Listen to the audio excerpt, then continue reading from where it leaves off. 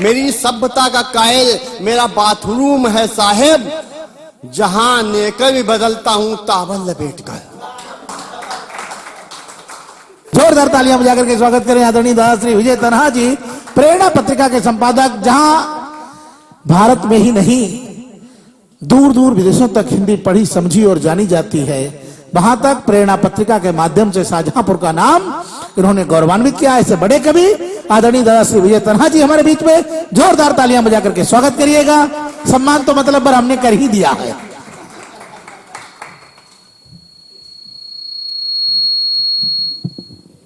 अच्छा संचालन कर रहे हैं, मंच का फिलहाल, घर का पता नहीं। अच्छे व्यक्ति हैं। एक बार हम लखनऊ चिड़ियाघर गए, वहां देखा बहुत कम जानवर दिखाई पड़ रहे हैं। क्या बात, आखिर जानवर गए कहाँ? मैंने किसी से पूछा, भाई ये जानवर सब कहाँ गए हैं? किसी ने बताया, मिले सौमित्र यहाँ आए हैं, सभी जानवर उनको देखने गए हैं। विशेष शर्मा भी विशेष हैं। पिछली करवा चौथ को हमने अपनी पत्नी का चित्र डाल दिया, उस पे लिख दिया यह मेरा चांद है। विशेष शर्मा बहुत नाराज हो गए, अरे चांद तो मेरी पत्नी है, तुम्हारी कैसे हो सकती है? भैया है, हमने मान लिया, चलो भाई। इस करवा चौथ को इनकी पत्नी का चित्र डाल दिया, मैंने कहा यह मेरा चांद है। नाराज हो गए, कहने तुमने इसको चांद कैसे लिख दिया? चांद तो मैं हूं, ये चंद्रमुखी है, मैं इससे दुखी, ये मुझसे दुखी है। बहुत समय बाद आप सबके सम्मुख आने का मौका मिला। लगभग 2 साल हो गए। हमारा स्वास्थ्य भी कुछ दिल की बीमारी, दिल किसी को दिया नहीं था इसीलिए बीमारी लग गई, दे दिया होता सारी बीमारी भी नहीं लगती। पीजीआई से इलाज चला, वजन भी 150 ग्राम कम हो गया। तो बहुत समय बाद मौका मिला है कविता पढ़ने का। कविताएं बहुत लिखी, अब कुछ ऐसा भी हो गया है, कुछ विस्मृत भी होने लगा है। ये मत कहना बुढ़ापे का शरीर है, ये मत सोचना, अभी हम जवान हैं, 26 साल का है अभी, खास ज्यादा। तो एक छंद के माध्यम से आपको संदेश देना चाहते हैं कि आप संसार में रहें, अच्छे काम करें। अच्छे काम कैसे करें, क्या हम बताना चाहते हैं कि मानव का तन मिला अनमोल रतन सा, मानव से काम कर मानव कहाइए। नेक दिल खुश दिल बन जाएं आप, और हंसकर आप खुद औरों को हंसाइए। सत्य पथ चल कर करिएगा काम नेक, कोयले में हीरे जैसी चमक दिखाइए। कि मरने के बाद जब लेने आए यमराज, भैंसे से उतर बोले आप बैठ जाइए। अच्छे काम का परिणाम, वहां भी सम्मान।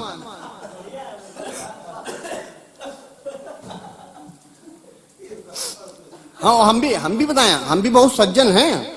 हम ऐसे दुर्जन नहीं, मतलब मेरे सोमे से समझ लो, हमें ऐसा नहीं, हम बहुत सज्जन हैं। हम बहुत सज्जन हैं, हर पल अपनी सज्जनता दिखाते हैं। रिश्ते भी निभाने हमें बहुत अच्छी तरीके से आते हैं। मेरी पत्नी मेरी बहन से 10 मिनट फोन पर बतलाती है, हम उसकी बहन से घंटों बतियाते हैं।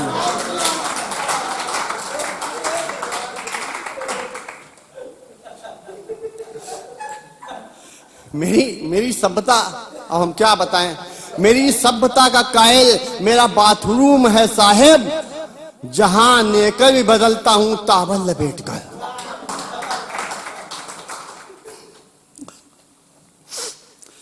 किसी ने मुझसे पूछा कि सामाजिक डर किसे कहते हैं। किसी ने मुझसे पूछा कि सामाजिक डर किसे कहते हैं। मैंने तपाक से उत्तर देते हुए कहा, मेरी प्रेमिका के बच्चे मुझे मामा कहते हैं और हम हंसकर सहते हैं। अरे इसे ही तो सामाजिक डर कहते हैं।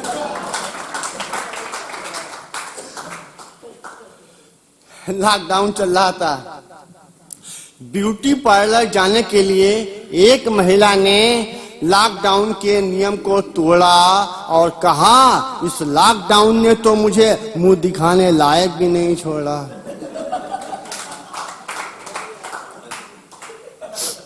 अभी जैसे भैया ने कहा था, विशेष चिंतन की बात, चिंतन वास्तव में कवि बहुत कहता है एक दिन ये भी चिंतन बहुत कर रहे थे, तो उनको पंक्तियों में हमने दिया कि चिंतन में डूबा मिला मुझको मेरा मित्र, मैंने पूछा क्या हुई ऐसी बात विचित्र।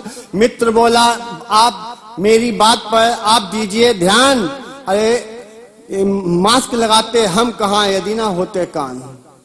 चिंतन की बात। एक सपने में मेरे कबीरदास जी आ गए, हमसे बात हुई। हमने कहा कबीर जी आपने जो दोहे लिखे हैं आज के हिसाब से वो सही नहीं बैठे। तो कहने लगे उसमें आखिर क्या किया जाए। तो हमने कहा आप अथॉरिटी दें तो हम उसको सुधार दें। तो उन्होंने कहा सुधारो। तो हमने 2-3 दोहे उनके सुधारे हैं। निंदक जो हो आपका जहां कहीं मिल जाए, इतना मारो कूट कर हाय हाय चिल्लाए।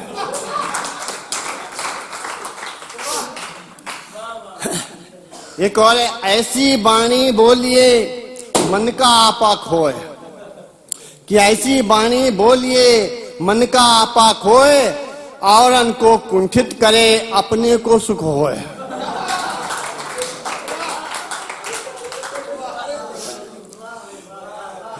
इश्क लड़ाने को चले ले फूटी तकदीर, रांझा तन्हा रह गया मिली न कोई हीर। शादीशुदा लोगों को एक संदेश देना चाहता हूं भाई। संदेश देना हमारा कर्तव्य है, दायित्व होता है साहित्य का कि बेलन चिमटा कर छुली या हो झाड़ू साथ, बीबी सम्मुख जाइए सदा जोड़ कर हाथ।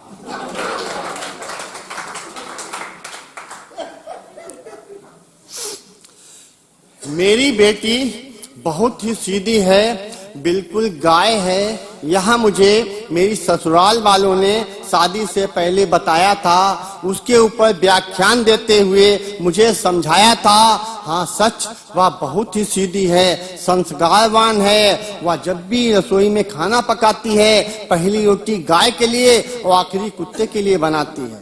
जिस रोज गाय और कुत्ता नहीं मिलता है, गाय वाली रोटी खुद खा लेती है और कुत्ते वाली मुझे खिलाती है।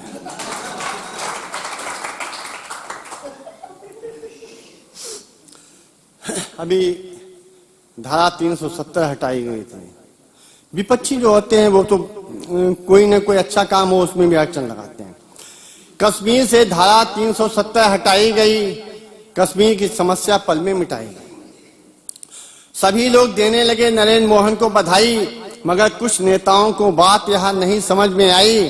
एक नेता में यूं जोश भर गया, उस जोश में वह नेता कह गया हम भी जब सत्ता में आएंगे कुछ नया करके दिखाएंगे। इन्होंने कश्मीर से धारा 370 हटाई है, हम पूरे देश से धारा 376 हटाएंगे।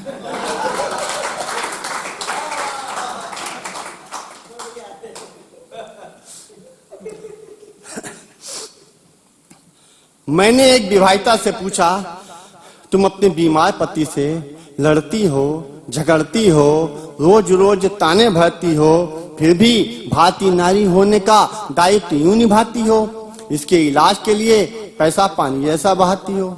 विवाहिता बोली श्रीमान मेरी बात पर दीजिए ध्यान, इसका इलाज कराना तो हमारी मजबूरी है, क्योंकि श्रृंगार करने के लिए इसका जिंदा रहना बहुत जरूरी है।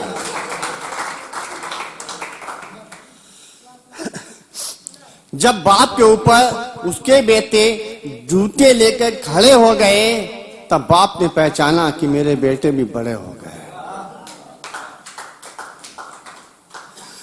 14 फरवरी वैलेंटाइन डे, 14 फरवरी वैलेंटाइन डे है, इसको 20 में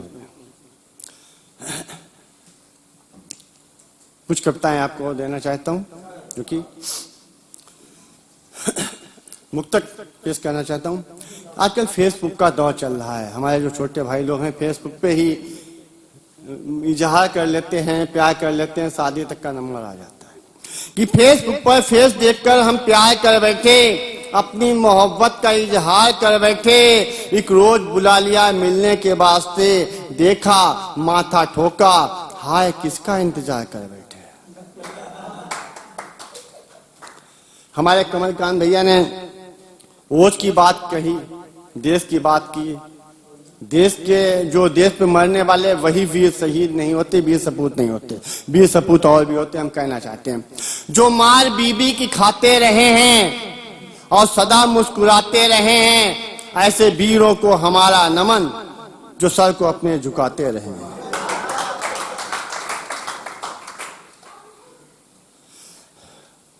हम बहुत शिक्षित कवि हैं, बहुत पढ़े लिखे हैं। हमने प्राइमरी के बाद में पीएचडी कर डाली थी। 4 पंक्तियां देना चाहता हूं। पहले नैन मिलाकर हो गया मैं जिसका पेशेंट, दिल में उसने रख लिया मुझको परमानेंट, ख्वाबों में आती सदा आवा 24, अरे वादे पर आती नहीं रहती है एब्सेंट। एक छोटी सी गजल ऐसे ही जिसमें इंग्लिश के शब्दों का प्रयोग किया। नैनों का एक्सीडेंट हुआ, प्यार का एग्रीमेंट हुआ, कि नैनों का एक्सीडेंट हुआ, प्यार का एग्रीमेंट हुआ, लुका छिपी से शुरू हुआ, बाद में परमानेंट हुआ। चर्चाओं का यूं दौर चला, फिर सब कुछ अर्जेंट हुआ, जब से मैंने ब्याह रचाया बीवी का सर्वेंट हुआ, चंद माह ही कटे चैन से एक सुंदर पेमेंट हुआ। बाद में क्या होता है, बस राशन पानी याद रहा, प्यार यार प्यार अब्सेंट हुआ, यार प्यार अब्सेंट हुआ।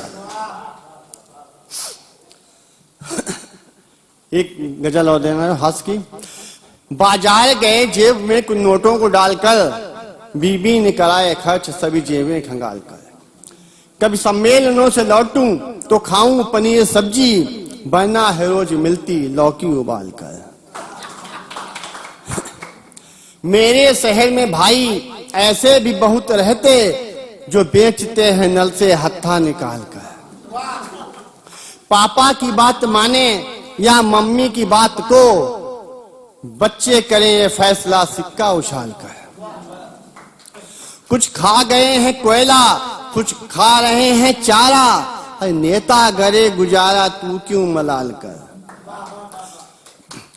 कवियों को ही नफरत नेता के नाम से, वो पीटते हैं घर में कुत्ते को पाल कर। चोरों ने माल लूटा वो साफ बच गए, इल्जाम लग रहे हैं सब कोतवाल पर, इल्जाम लग रहे हैं सब कोतवाल पर। कुछ कविताएं आपको देना चाहता हूं उनपे। लोग कहते हैं अपनी पत्नी की बात बहुत कहते हैं, अरे अपनी पत्नी ने किसी दूसरे की पत्नी करेंगे कैसे काम चलेगा भाई। हमने एक बार घर पे कह दिया कि हमें घर में अच्छा नहीं लगता, मंदिर जाते वहां शांति मिलती है, बच्चों के पीछे पीछे भेज दिया, देखो शांति कौन है कहाँ रहती है, समस्याएं हो जाती, अर्थ का अनर्थ हो जाता है। एक कवित्री ने मेरे पास गजल लिख के भेजी, उसने कहा इसे देख लीजिए कैसी है। हमने देखा, हमने कहा बहुत अच्छी लिखी है। उसका जवाब आया कि आपकी सोहबत का असर है। उसका जवाब था आपकी सोहबत का असर है। हम उसके जवाब को बगैर चश्मा लगाए पढ़ गए, पागल हो गए कि आपकी मोहब्बत का असर है। अर्थ का अनर्थ हो जाता है। अरे हमसे कौन कहेगा मोहब्बत का असर है। खैर कविता देना चाहता हूं। मैं अपनी इकलौती शादीशुदा पत्नी के साथ रेस्टोरेंट जाता हूँ, खाना खाता हूँ, बेटे को टिप देता हूँ और पेमेंट करता हूँ, घर वापस चला आता हूँ। मगर एक बात का उत्तर मेरी समझ में नहीं आता है, वहां का वेटर मुझ पे आंखें क्यों बुलाता है। एक रोज बेटे को रोका, उसको टोका, इसका कारण पूछा, बेटे ने बताया जो हमें समझाया, सुनकर मेरा दिमाग चकराया। वह बोला आप वही पुरानी खचाड़ा लेकर रोज रोज चले आते हो और टिप में मुझे 20 रुपए थमाते हो। अरे आपसे अच्छे तो विशेष शर्मा हैं जो रोज रोज बदल बदल कर लाते हैं और टिप में हमें 100, 200, 500 दे जाते हैं। हम आपसे इसी बात पे गुस्साते हैं। पत्नी के नाम एक और कविता। मेरी पत्नी सुबह से शाम तक घरेलू काम में रहती है व्यस्त, जिस कारण मैं रहता हूँ त्रस्त। एक रोज मैंने पत्नी से पूछा क्या आपके काम में हाथ बटा दूं या कहो काम में हो सहायक, ऐसा कोई साथी ला दूं। पत्नी बोली आप मेरे काम में हाथ ना बटाइए, हो सके तो कोई साथी ही ले आइए। कुछ रोज बाद मैंने एक कवित्री का चित्र दिखाया और अपना कवि मित्र बताया, फिर ना पूछो कि मेरा क्या हाल हुआ। अरे पति परमेश्वर होता है, मेरी पत्नी को इतना भी नहीं ख्याल हुआ। तब से आज तक सच बोलने की सजा पा रहा हूं, कहीं कहीं दर्द अब भी बाकी है, उसको सहला रहा हूं। इसलिए मेरे मित्रों, मीठा खाओ, मीठा बोलो, सच बहुत कड़वा होता है। अरे अपनी पत्नी के आगे कभी मत बोलो।